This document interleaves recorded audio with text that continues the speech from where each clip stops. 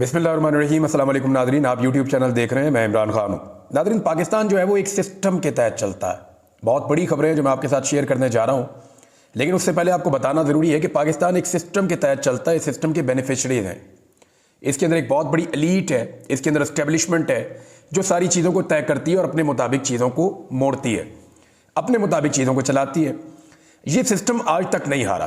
कई लोगों ने इस सिस्टम को चैलेंज करने की कोशिश की, लेकिन जितने लोगों ने भी इस सिस्टम के साथ सर टकराया उनका सर फूट गया। जितने लोग भी इस सिस्टम के सामने आकर खड़े हुए वो कुचले गए। सिस्टम बहुत ताकतवर है, लेकिन पहली मर्तबा एक शख्स इस सिस्टम से टकराया और उसने सिस्टम की बुनियादें हिलाकर रख दी हैं। आज सिस्टम को पहली मर्तबा बहुत बड़ी शिकस्त हुई है। ये क्या शिकस्त है मैं आपके साथ शेयर करता हूं फैक्ट्स के साथ। यानी ये पाकिस्तान दो टुकड़े हो गया, लेकिन ये सिस्टम नहीं हारा। पाकिस्तान का आम आदमी बार बार हारा, ये सिस्टम नहीं हारा। पाकिस्तान का मजदूर हार गया, किसान हार गया, सियासतदान हार गया। जितने मुहिब्बे वतन पाकिस्तानी हैं जिन्होंने कभी आवाज़ उठाई वो सारे हार गए, लेकिन सिस्टम नहीं हारा। पहली मर्तबा सिस्टम को शिकस्त हो रही है, और ये कैसे हो रही है मैं आपको बताता हूं। पाकिस्तान तहरीके इंसाफ के MNAs को तोड़ना था, और ये कोई बहुत बड़ा टास्क नहीं था। पूरा सिस्टम इसके ऊपर काम कर रहा था, और सिस्टम ने इतने बुरे तरीके से आज तक काम नहीं किया जितने बुरे तरीके से अब काम किया। बीवियां उठा ली, बेटियां उठा ली, जो है वो माओ बहनों की इज्जत नहीं की, चादर और चार दीवारी का तकद्दुस पामाल कर दिया, फैक्ट्रियां बंद कर दी, घर बंद कर दिए, मुलाजमीन उठाकर ले गए, बंदे उठाकर ले गए, ज़बरदस्ती लोगों को अगवा किया गया, उन्हें हफ्ज़े बेजा में रखा गया, लोगों पे बदतरीन टॉर्चर किया गया, लोगों की फैमिलीज पर टॉर्चर किया गया, बच्चों को ज़हनी और जिस्मानी अजियत पहुंचाई गई। सिस्टम इस लेवल तक कभी नहीं गया था। और जिन लोगों के खिलाफ ये किया गया वो भी कोई कमज़ोर लोग नहीं थे, वो अवाम के मुंतखब नुमाइंदे थे। इससे पहले कभी ऐसा नहीं होता था, मुंतखब नुमाइंदे यूं करके काबू आ जाते थे। यानी एक टेलीफोन कॉल की मार होता है एक MNA या एक मिनिस्टर, ये बेचारे तो भेड़ बकरियों की तरह कभी इधर से भगाओ उधर भाग जाते हैं, उधर से करो उधर भाग जाते हैं, तो जिधर आप बिठाएं अच्छे बच्चों की तरह बैठ भी जाते हैं। लेकिन पहली मर्तबा ऐसा हुआ कि MNAs काबू नहीं आ रहे थे। और MNAs चाहिए कितने थे? टोटल 10-12 MNAs चाहिए थे, और 10-12 MNAs तो हो जाने चाहिए थे। लेकिन सेनेटर में और MNA में एक फ़र्क होता है, वो मैं आपको ज़रा बता देता हूँ। हुकूमत के पास 6 से 7 सेनेटर कम थे, हुकूमत के पास 10 से 12 MNAs कम थे। मैं ज़रा थोड़ा सा फ्लेक्सिबल कर रहा हूँ, एग्जैक्ट नंबर मुझे पता है, लेकिन थोड़ा सा मार्जिन में रख रहा हूँ। तो सेनेटर्स का मामला यह है कि वो इलेक्शन लड़कर नहीं आते, ये मैं आपको क्लियर बता दूँ। सेनेटर जो है वो ज़ाती ताल्लुकात की बुनियाद पे, सियासी लीडरशिप के साथ ताल्लुकात की बुनियाद पे, या एस्टेब्लिशमेंट और सिस्टम के अंदर उनकी एक अच्छी बातचीत होती है, उस बुनियाद पे सेनेटर जो है वो अवामी वोट के बगैर, जो अवामी मुंतखब नुमाइंदे हैं उनके साथ गेम करके वो सेनेट में आ जाते हैं। उन्हें पब्लिक के पास नहीं जाना पड़ता। सेनेटर को जाके घर घर दरवाजे दरवाजे पे गली गली मोहल्ले मोहल्ले वोट नहीं मांगना पड़ता। सेनेटर जो है वो लोगों के वोट का मोहताज नहीं होता। तो इसलिए सेनेटर इस बात को इतना समझते नहीं है, और उनको खरीदना उतना मुश्किल नहीं होता। अगर आप एक बड़ी अमाउंट लेकर बैठ जाएं, जैसे कि 100 करोड़ की आजकल बात हो रही है, तो सेनेटर खरीदे जा सकते हैं। पाकिस्तान तहरीक इंसाफ के 2 से 3 सेनेटर्स कंप्रोमाइज हुए, जिनमें खातून सेनेटर भी हैं, एक खैबर पख्तूनख्वा से हैं, और एक और सेनेटर का भी नाम आ रहा है, गालिबन वो भी खैबर पख्तूनख्वा से हैं। तो 3 सेनेटर्स कंप्रोमाइज हुए, और उन तीनों को यकीन है कि शायद दोबारा उन्हें पाकिस्तान तहरीक इंसाफ सेनेट में इलेक्शन लड़ने के लिए टिकट ना दे।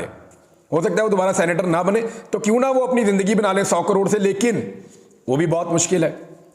वो इसलिए मुश्किल है कि लोग जीना हराम कर देंगे। ये पाकिस्तान में रहे, पाकिस्तान के बाहर दुनिया में कहीं पे भी रहे, हर तरफ पाकिस्तानी मौजूद है, और पाकिस्तानी आकर इनको बताएंगे कि आप लोगों ने गद्दारी की, आप लोगों ने आइन के ऊपर हमला किया, और आप लोगों ने पैसे की खातिर अपने ईमान को बेचा है। फजल रहमान साहब के साथ ये हुआ, बाकी जमातों के सेनेटर तोड़ने की, जोर लगाने की कोशिश की जा रही है। लेकिन MNAs ने क्योंकि जाना होता है पब्लिक के पास, उन्हें ये पता चल गया जी पहले तो हमें एस्टेब्लिशमेंट इलेक्शन जितवा देती थी, पहले तो एक टेलीफोन कॉल आती थी, हमें इलेक्शन जितवा दिया जाता था। अब वो वाली मौजें नहीं है। सारे के सारे MNAs जो जीत कर आए हुए हैं हुकूमती जमातों के, वो सूली पे टंगे हुए हैं। करोड़ों रुपया लगा के उन्होंने इलेक्शन लड़ा और इलेक्शन हार गए सारे। को 15-20 इलेक्शन वो जीते हुए हैं, बाकी सारे ही हारे हुए हैं। अब जो इलेक्शन PMLN के, पीपल्स पार्टी के, MKM के लोग हारे हैं, वो उनको जाली फॉर्म 47 दिए गए कि जनाब ये जाएं, आप मेंबर असेंबली हैं। मामला यह है कि वो भी ये जानते हैं कि बार बार हमें फॉर्म 47 नहीं मिलना, हमने जाना पब्लिक के पास ही है, तो बेड़ा गर्क हो जाएगा। तो जो फॉर्म 45 के मुताबिक एमएनए बनकर पहुंच गए कौमी असेंबली में, उन्होंने तो पैसा भी नहीं लगाया। पीटीआई के लोग ना कंपेन की ना पैसा लगाया, सिर्फ ये बताया कि मैं इमरान खान का उम्मीदवार हूं। लोगों ने इतने ठप्पे मारे और अजीब अजीब निशानों पे मारे, लोगों ने जिता दिया। अब एमएनएज नहीं टूट रहे, एमएनएज पूरे नहीं हो रहे। बड़ी कोशिश की है, सरतोड़ कोशिशें की है, 4, 5, 6 से आगे फिगर जाता ही नहीं है। बड़ी कोशिश की है, इदारों ने कोशिश करके देख ली, जो हसास इदारों ने कोशिशें करके देख ली, हुकूमत ने पूरी कोशिश कर ली, वुज़रा ने कोशिश कर ली, पैसों के बैग फिरा दिए, सारा कुछ करके देख लिया, माने ही नहीं। उनके घर तक तोड़ दिए, बच्चों और फैमिलीज को हरासा कर दिया, वो नहीं माने। अगवा शुरू हो गए, फिर भी नहीं माने। तो एमएनएज नहीं टूटे, तो फिर एक नया हथकंडा इस्तेमाल किया गया। वो ये किया गया कि इलेक्शन कमीशन ऑफ पाकिस्तान को दोबारा उनकी मीटिंग करवाई गई और वहां पे इलेक्शन कमीशन ऑफ पाकिस्तान ने फैसला किया कि जी एक काम करते हैं कि मखसूस नशिस्तें जो ले ली गई थी, जो पाकिस्तान तहरीक इंसाफ का हक है, वो मखसूस नशिस्तें हमने ले ली थी सरकार से सुप्रीम कोर्ट के कहने पर, तो वो वापस सरकार को दे देते हैं मखसूस नशिस्तें, तो इनके एमएनएज पूरे हो जाएंगे मखसूस नशिस्तें मिलने पर। ये वाला खेल जो है वो खेलने की कोशिश की गई और इसका फैसला किया गया। मैंने आपको पिछले वीलॉग में बताया था कि इलेक्शन कमीशन ऑफ पाकिस्तान ने खुद सुप्रीम कोर्ट ऑफ पाकिस्तान को लिखकर जवाब मांगा हुआ है कि जनाब ये हमारे सवाल आते हैं, इनके जवाब आप हमें दे दें। इलेक्शन कमीशन ने खुद दोबारा लिखा था, सुप्रीम कोर्ट का जवाब नहीं आ रहा था। तो ये बेस्ट टाइम था जब सुप्रीम कोर्ट का जवाब आया, जब इलेक्शन कमीशन ने यह फैसला किया कि वो मखसूस नशिस्तें जो पाकिस्तान तहरीक इंसाफ की हैं आज के दिन में दोबारा दे देते हैं पीएमएलएन को, पीपल्स पार्टी को, एमकेएम को। जब ये सारी सीटें उनके पास इकट्ठी हो जाएंगी, वो 2/3 अक्सरियत में चले जाएंगे, सेनेट में अपने मारदार कर लिए, कुछ ना कुछ करके गेम बना लेंगे और कौमी असेंबली में भी हमारे नंबर पूरे हो जाएंगे। आईनी तरमीम एक दफा हो गई तो हो गई, और आईनी तरमीम भी वही वाली करने जा रहे हैं जो पहला मुसवदा है, यानी कादी फायद ईसा साहब की एक्सटेंशन, 68 साल तक की उम्र, नई अदालती वो बन जाएगी, आईनी अदालत कायम कर दी जाएगी, जुडिशरी तो सारी हो गई, अजीबोगरीब किस्म की सूरत हाल हो जाएगी। जिस जज को दिल करेगा जिस मर्जी अदालत में ट्रांसफर कर देंगे। जजों की तैनाती के लिए जनाब वो ये करेंगे कि 3 या 5 का पैनल बनाएंगे, इसमें जज उठाओ, सीनियरिटी जो है वो खत्म हो गई। तो जब ये सारे काम करेंगे तो अदलिया पूरी तरह से पॉलिटिसाइज हो जाएगी।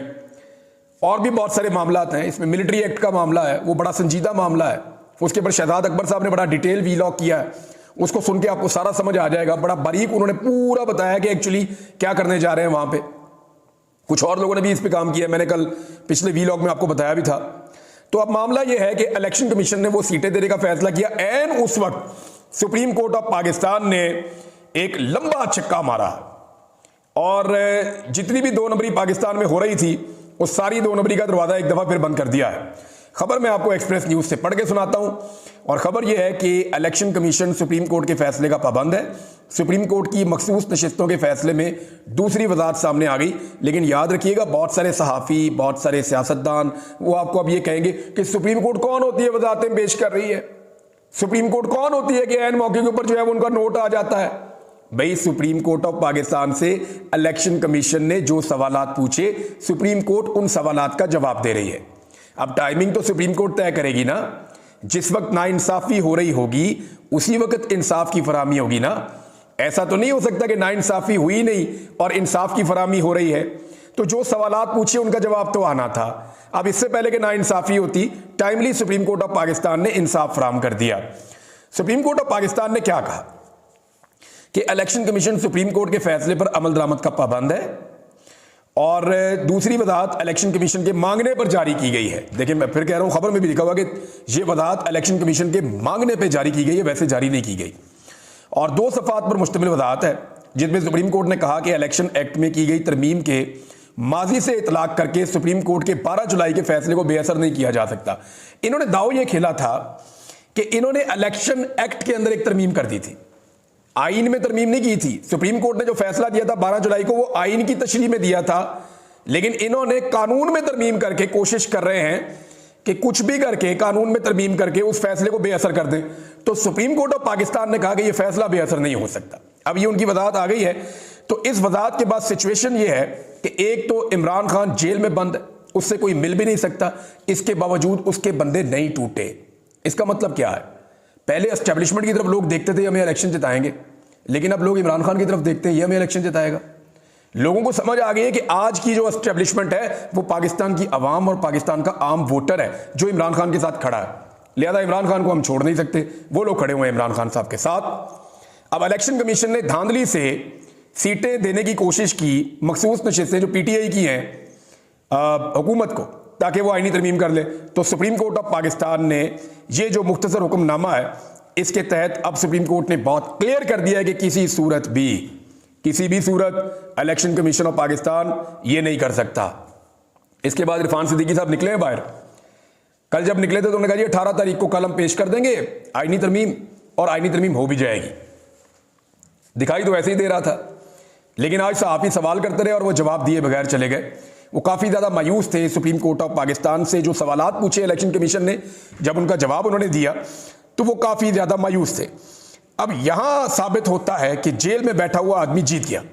इमरान खान के हवाले से एक और खबर यह आई है कि उनका केस जो है जुडिशियल कम्प्लेक्स में लगाया जाएगा कल की तारीख के लिए, 19 तारीख के लिए। वजह यह है कि ताकि उनसे दोबारा मुलाकात ना हो सके, लोग उनसे ना मिल सके।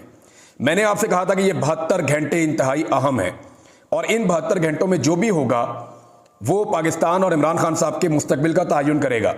लेकिन इसी चीज़ के ऊपर एक तो जनाब अब नंबर गेम अब नहीं है, अब काम बहुत ख़राब हो गया।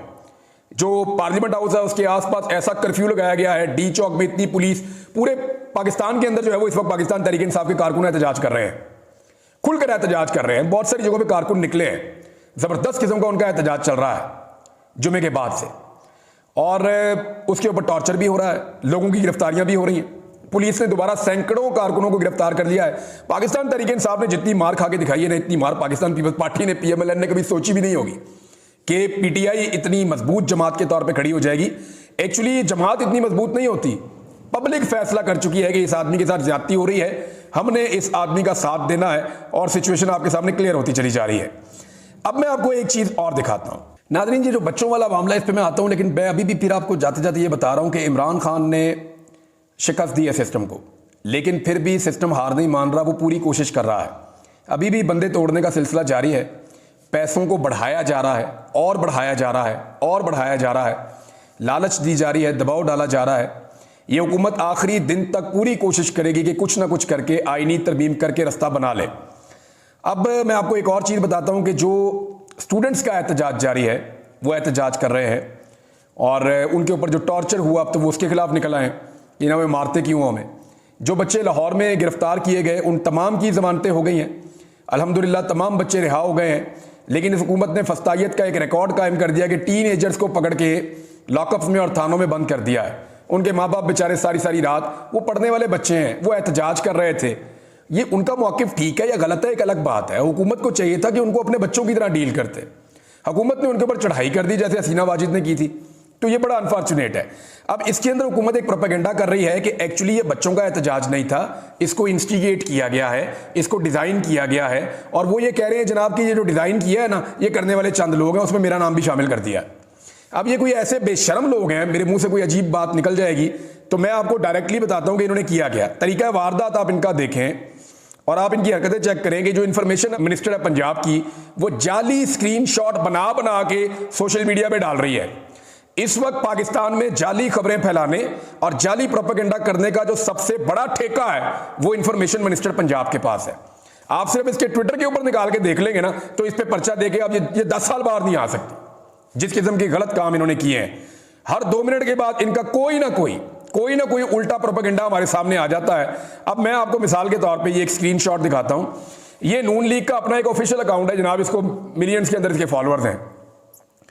वो ये कहता है कि अमेरिका में और बरतानिया में और सवात में बैठकर जो तलबा हैं पंजाब के, उनको जनाब अनारकी के लिए और हालात ख़राब करने के लिए उकसा रहे हैं कुछ लोग, और ये जो लोग हैं ये पाकिस्तान के असल दुश्मन हैं। अच्छा, इसमें जी शहबाज गिल हैं, मुहित पीरज़ादा हैं, आदिल राजा साहब हैं, और इसके बाद जी इमरान रियाज खान। मैं किसी और की बात नहीं करता, मैं अपना आपको पढ़ के सुना देता हूँ कि मेरे ऊपर उन्होंने वकूआ क्या डाला है। इन्होंने जनाब मेरी एक ट्वीट इसके अंदर स्क्रीनशॉट पेस्ट किया है, जिस ट्वीट में मैं ये कहता हूँ इनके बकौल कि पाकिस्तानियों, मैं पूरे यकीन से कह रहा हूँ कि पाकिस्तान में अगले 72 घंटों में तलबा जो कुछ करेंगे वो हम सबके और खुसूसन इमरान खान के मुस्तकबिल का तयन कर देगा। तलबा का लफ्ज़ याद रखिएगा। मैंने ये ट्वीट, मेरे ख्याल में तलबा का एहतजाज तो ख़त्म भी हो गया था जब मैंने ये ट्वीट की है। अब ज़रा आप देखें कि मैंने जो ट्वीट किया था वो मैंने कल किया था रात को लेट नाइट, और मेरा जो ट्वीट है जब आप वो देखेंगे तो आपको आइडिया हो जाएगा कि कितने बड़े ये फ्रॉडिये हैं। मैंने ट्वीट किया था, पाकिस्तानियों मैं पूरे यकीन से कह रहा हूं कि अगले 72 घंटों में जो भी होगा वो हम सब के और खुसूसन इमरान खान के मुस्तकबिल का तयन कर देगा। तलबा का तो मैंने नाम ही नहीं लिया इसमें।